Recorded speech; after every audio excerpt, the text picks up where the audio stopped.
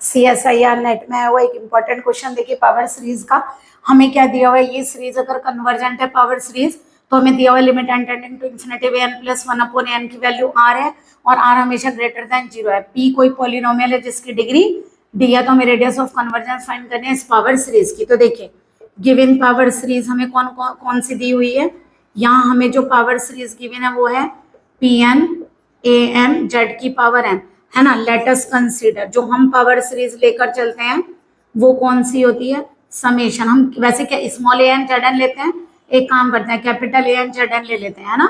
Here अगर दोनों को कंपेयर करें तो ए एन की वैल्यू कितनी आ गई, पी एन ए एन आ गई।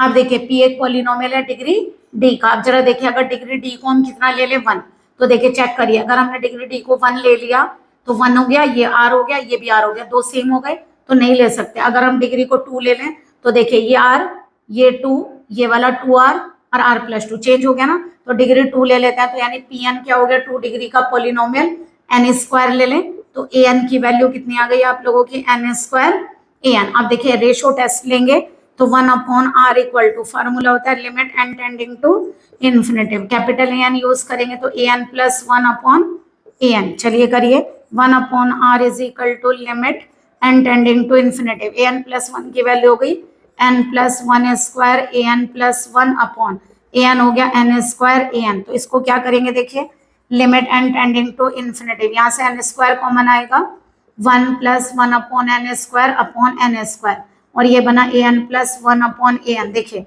ये क्या बन गया 1 और देखिए limit n tending to infinity A N plus 1/an की वैल्यू कितनी है r। तो देखिए r की वैल्यू दी हुई है और हमने रेडियस ऑफ कन्वर्जेंस r मान ली, तो एक काम करते हैं r1 करते हैं क्योंकि r क्वेश्चन में गिवन है।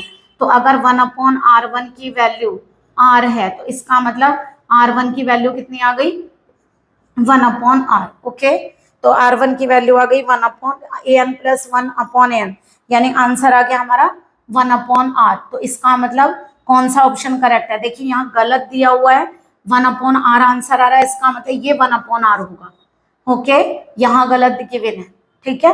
तो यानी कि या तो ये क्या ही दीजिए या फिर लिखेंगे कि कोई सा भी ऑप्शन करेक्ट नहीं है। तो r1 की वैल्यू 1/r आएगी, यानी कि radius of convergence is 1/r।